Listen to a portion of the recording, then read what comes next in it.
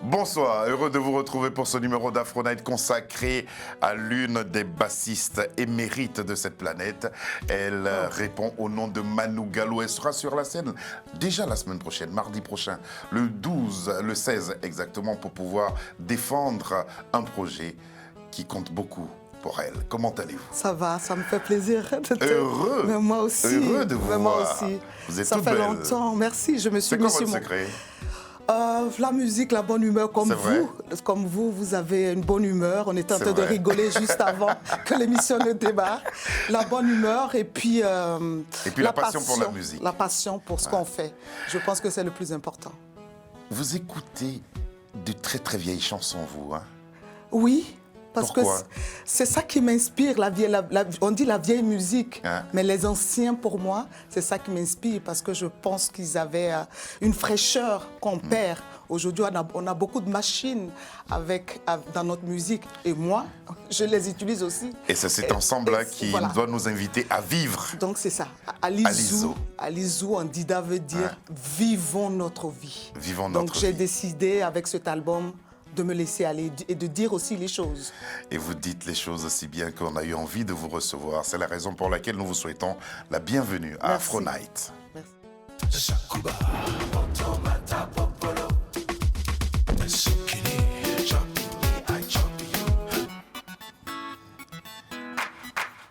Si nous allions à Abidjan, où vous êtes une reine, vous l'avez été pour l'occasion, on va faire Abidjan et États-Unis. Vous voyez de quoi je parle?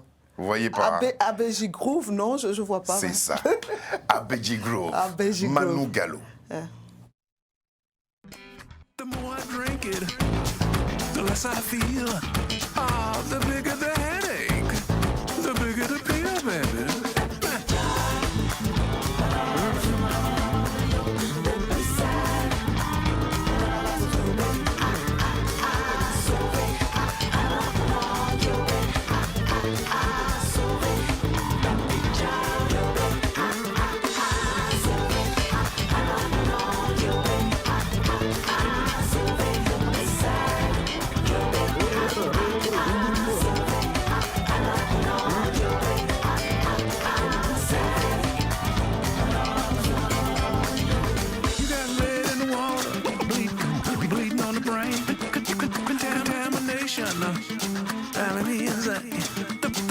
The more I drink it, the less I feel.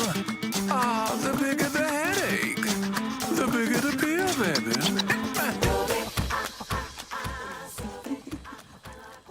Il y a du groove, hein? Ouais. Il y a du groove. Vous êtes combien de femmes à jouer ici? Il y a de plus en plus de femmes. Il y a Michelle Ndengo-Chelo, une américaine. Il y a Dell. Il y a plusieurs. Et en Afrique? Oh, ça commence, hein. Il commence à avoir des orchestres de femmes, mais c'est des choses qui démarrent, donc il faut le temps pour que les choses s'installent.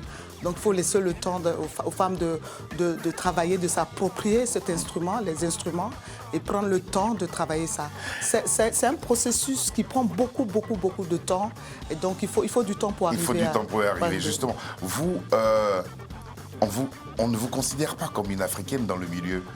On a du mal à vous situer. Par moment. On pense que je suis une américaine. Là, parce que de par mon jeu. Mais pour les musiciens américains, comme Bootsy, comme Christian, ils savent les rythmes que je joue à la basse. Et c'est ça que je pense que c'est ce qu'ils aiment dans mon style de jeu. Je ne joue pas de manière académique la basse. Je la réfléchis tambour.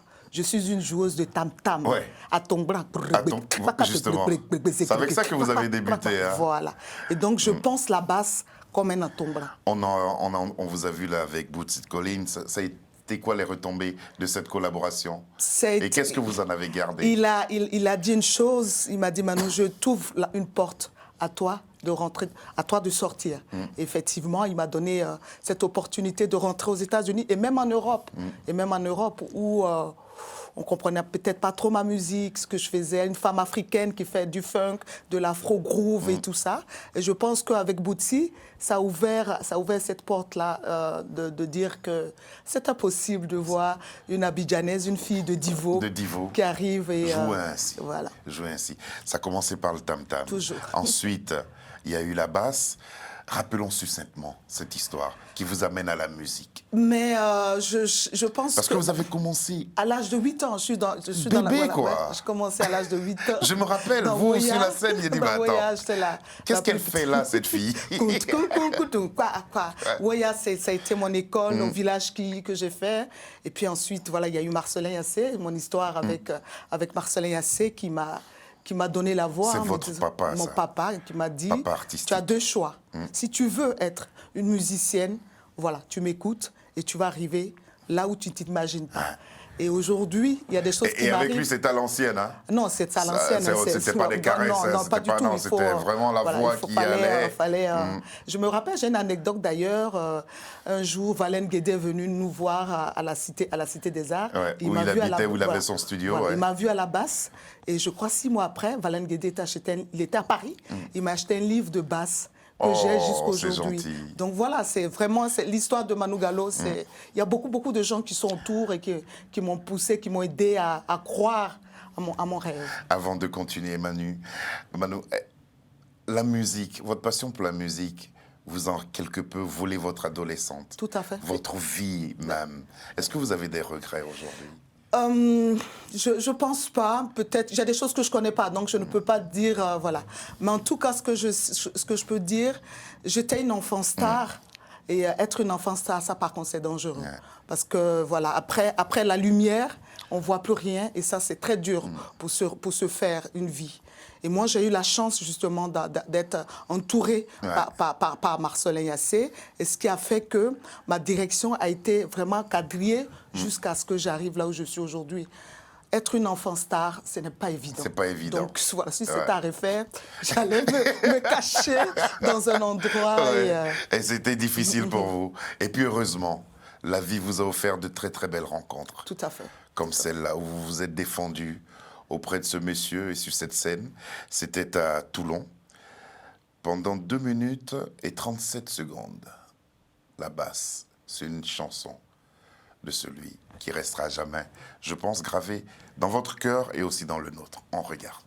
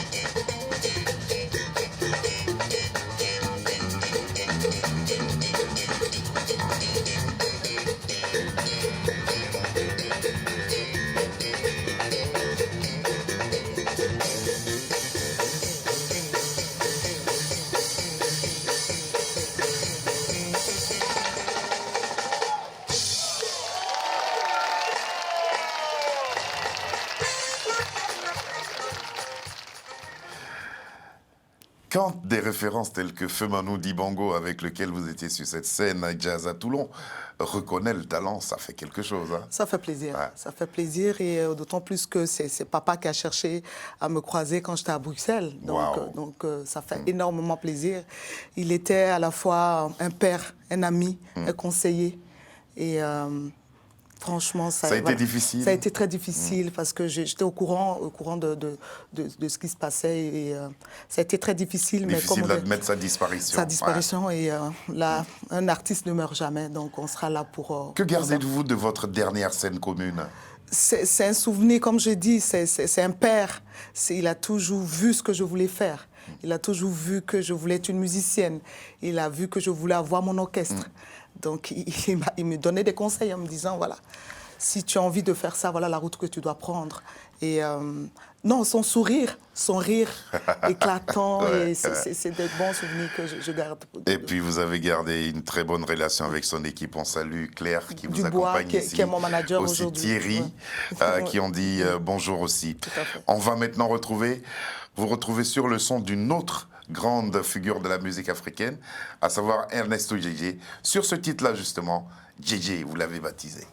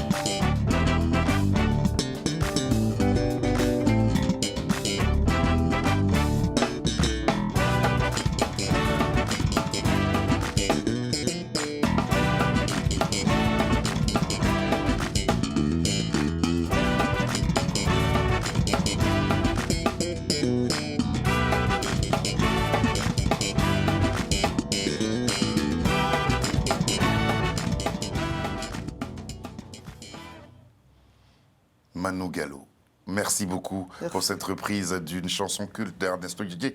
Qu'est-ce qu'il représentait pour vous et même pour les Oya? C'est les gens qui ont commencé à mélanger la musique traditionnelle avec le funk et puis qui étaient très loin dans ses arrangements et ses créations. Donc moi quand j'étais petite, quand j'écoutais du Ernesto Gigi, c'était le Ziglibliti, c'était son orchestre et tout ça me fascinait parce que c'est ce que je voulais faire. Et quand j'ai décidé de travailler cette musique, j'ai commencé par JJ parce que c'est d'abord un musicien. Oui. Et puis ses arrangements sont, franchement, on veut pas. C'est le niveau. Ces chansons sont encore là, elles sont intemporelles. Tout à fait. Des chansons enregistrées dans les années 70 qu'on prend beaucoup de plaisir à écouter aujourd'hui. Encore aujourd'hui. Mais au sein du Woya, est-ce que vous vous référez à JJ? Moi, j'étais petite. Donc, Woya, pour moi, c'est mon école. Je suis les grands frères qui sont là. Et j'étais fascinée par les instruments. Donc, je passais ma journée... Plus de temps. À être avec dans les instruments. Cet extrait de votre magnifique album dénommé Afro Groove Queen. Est-ce de là que l'idée de Alizo a germé? Tout à fait. Tout à fait. C'est-à-dire que quand je fais la reprise de JJ, ça me rassure de vouloir reprendre du Fela, reprendre du Franco. Je voulais commencer aussi par la Côte d'Ivoire. Pour moi, c'est un symbole assez fort. Commencer par un musicien de mon pays. Et après voilà, aller sur le continent et voir ceux qui m'ont aussi inspiré, comme Fela Kuti, Fela, Manu Dibango, Franco Luambo, même Marcelin. Et Papa Manu Dibango, bien sûr, avec qui je vais terminer l'album. Quand on préparait l'émission, à un moment donné, il y a une question qui m'est venue, puis je voulais les marquer. Je l'ai marquée justement. De quelle génération de musiciens vous réclamez-vous?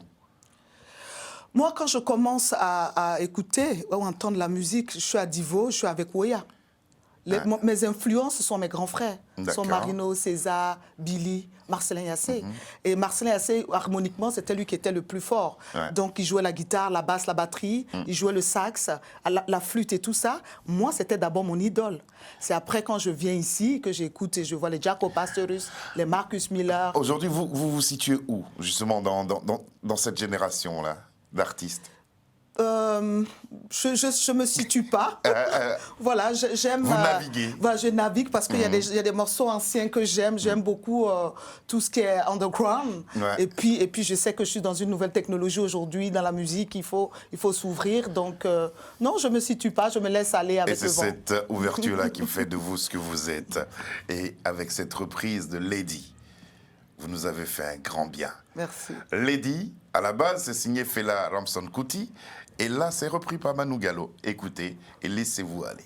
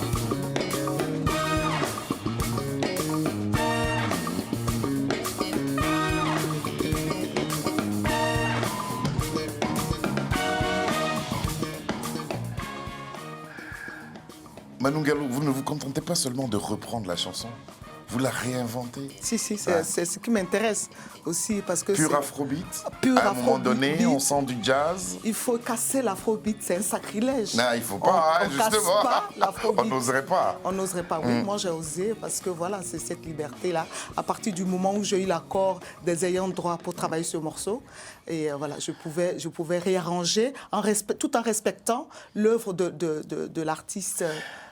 Je m'attendais à toutes sortes de reprises, mais sauf d'une reprise de Fela tout de même. Qu'est-ce qu'il représente pour vous? C'est un grand musicien africain. Et puis j'ai une anecdote, j'ai une histoire. On s'est croisés avec Woya au Burkina Faso. Au Burkina Faso, oui, dans les années avec Fela, dans les années 80. Ouais. C'est là que j'ai vu qui était Fela. Ouais. J'étais toute petite et Fela est monté sur scène avec Woya et tout. Donc c'est après ça que j'ai commencé à écouter sa musique. Et il y a une profondeur dans sa musique qui est très intéressante pour nous les musiciens. Vous avez eu l'occasion de défendre déjà ces titres-là sur scène? Parce que les vidéos qu'on voit, il faut qu'on précise, hein, c'est pas extrait de l'EP, c'est des lives. C'est des que vous lives. jouez. Donc j'ai fait une résidence à Bruxelles. Et dans cette résidence, j'ai un concert d'1h30 de live. Et donc ces vidéos sortent de là. On va jouer, bien sûr, on les joue sur scène. C'est mon nouveau spectacle à l'Izou. Donc il aura tous ces morceaux qui feront partie du répertoire. Et c'est avec plaisir que je les joue. À l'ISO, ce sont deux types de musique. Il y a des reprises et puis vos chansons, c'est ça, exactement. vos titres originaux.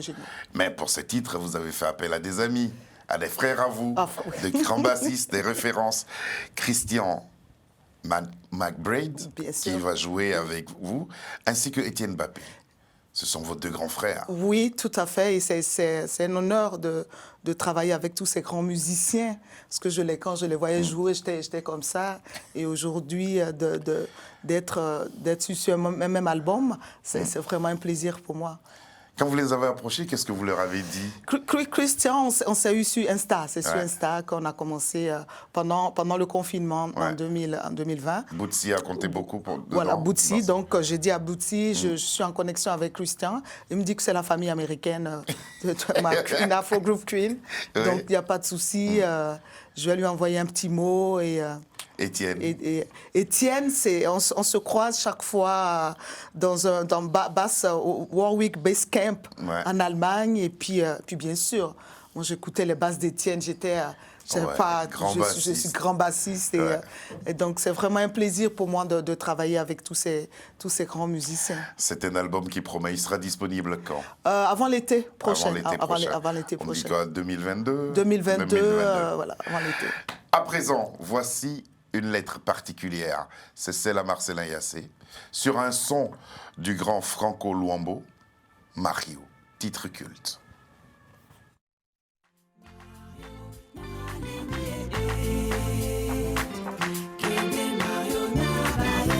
Marcellin Yassé, politique, ils n'ont plus de dignité. Les politiciens sont prêts à tout pour le pouvoir, ils deviennent fous.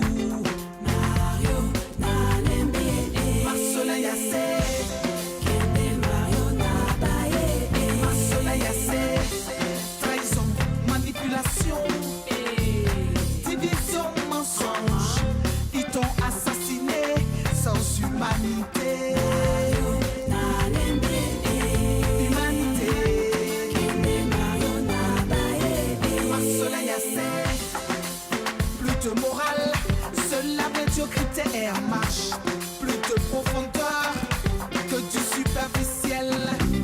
Ils ne respectent pas la valeur du travail.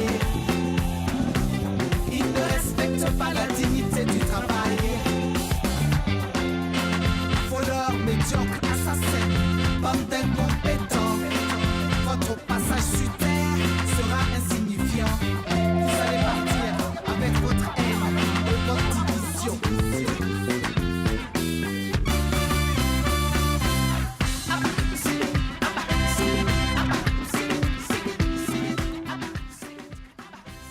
Vous avez tout mis dedans. Hein. Il y a du zouglou, il y a du jazz, il y a de la rumba. Tout y est, quoi. Tout à fait. Ouais, c'est la lettre que vous vouliez écrire à votre père artistique. À quel point il vous manque? Il me manque parce que sa mort était brutale. Et j'aime pas l'injustice. Et j'ai l'impression que cette histoire de la Côte d'Ivoire, on veut la cacher. Et c'est ça qui me révolte un peu. On ne peut pas cacher cette histoire. On ne peut pas cacher la mort d'un très grand musicien et la mort de beaucoup d'Ivoiriens, je dirais. Il faut qu'on lui rende hommage. Il faut qu'on lui rende hommage. Et puis, il faut aussi qu'il y ait une enquête. Même comme on dit à Divo, même quand il y a un problème avec les poulets, les gens vont faire une enquête. Donc, je pense que c'est important pour sa mémoire. Et je serai là toujours pour défendre cet défendre artiste-là. Mayotte au festival Malatski. Ça s'est bien passé ça tout s'est super bien passé. Womax au Portugal, tout ça Womax, ça s'est super bien bon passé. Je ne m'attendais pas à cet accueil, surtout au Womax, parce que c'est un peu comme le Massa en Côte d'Ivoire. C'est un gros marché. C'est un gros marché. Tu arrives 45 minutes et là, il faut jouer. Et bon, je suis partie avec mon âme. Mon âme, c'est la basse. Et je pense que les gens ont apprécié le répertoire. Et nous, on sera au studio de l'Ermitage le mardi 16, la semaine prochaine donc, pour vous applaudir. Merci. Défendre ce EP et aussi l'album à venir. Jouer à Paris est important pour vous. Très important, parce que c'est la plaque tournante aussi de la musique jazz, world, de tout ça de musique. Donc c'est très important de faire partie du milieu de la musique. Dans quelle formation vous vous présentez désormais sur scène? Jazz, funk. J'ai 2 trompettistes, un batteur, un bassiste. La bassiste, c'est moi. Un guitariste, un claviériste. Et j'ai des musiciens qui me suivent depuis longtemps. Je suis assez fidèle dans mes choix. Et donc, ça fait depuis des années qu'on est ensemble. Donc, on se connaît très bien. Et c'est un plaisir de se retrouver sur scène. Moi, j'ai hâte de voir sur scène cette chanson-là que Sabir va nous envoyer. Vous utilisez une technique hyper, sinon je dirais supramoderne, pour nous épater. On voit juste un extrait et puis on continue de parler de ce rendez-vous du 16 novembre où vous serez au studio de l'Ermitage.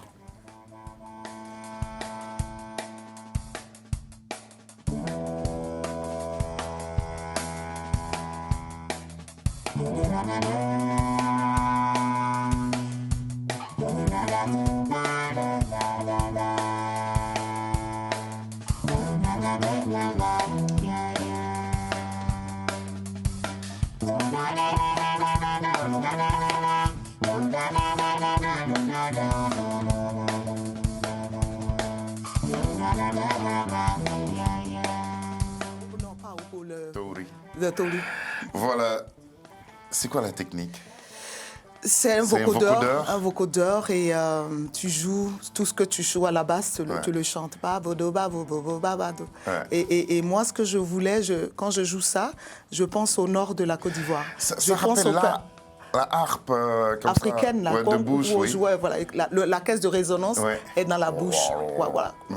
Et moi, je pense surtout à la musique du nord de la Côte d'Ivoire. Du poro. Voilà, parce qu'ils sont pentatoniques. Et donc, je voulais justement faire un clin d'œil à cette partie de la Côte d'Ivoire. Qu'est-ce que vous attendez du public qui sera là le 16 novembre prochain? Qu'ils viennent enjoy. Ils viennent enjoy. Ceux qui ont envie de danser, dansent. Ceux qui ont envie d'écouter, écoutent. Ceux qui ont envie d'analyser. Ça va durer combien de temps? 1h30 de 1h30 de super spectacle. On sera là. On sera là pour vous applaudir, pour vous entendre. J'aimerais bien entendre toutes ces choses-là sur une véritable sono. Être dans un super confort d'écoute. Et comme on dit couramment, et ça je peux me permettre de le dire, pour manger. C'est notre langage du pays. Ça va bien? Ça va. Vous avez passé... Aoukwa. Ça veut dire? Aoukwa pour toutes ces années. Parce Merci que tu beaucoup. m'as jamais... tu as toujours été là, tu Nous serons toujours là, soutenu. Et, parce qu'on traverse des moments difficiles. Sache que nous ne sommes pas là pour faire plaisir. C'est parce que le travail le mérite aussi. Et vous avez toujours su bien travailler. Merci. On attend avec beaucoup d'impatience la sortie de cet album. Mais pour l'instant, on va profiter de ce EP qui, j'espère, sera disponible au studio de l'Ermitage où elle se produit le 16. Ça sera à partir de quelle heure? À partir de 21h. 21h. Sur ce, nous allons vous remercier, remercier Marie, remercier aussi Thierry. Thierry Claire, mon manager du Bois. Qui vous a accompagné. Un grand merci à Charles Serrito, à Fiona, et aussi à Marie qui nous ont aidés à la préparation de cette émission. Sans toutefois oublier, comme tous les soirs, Lucie John et Samir Gaï. Merci beaucoup et à demain. Et n'oubliez pas, c'est le 16 novembre, Manu Galo au studio de l'Ermitage.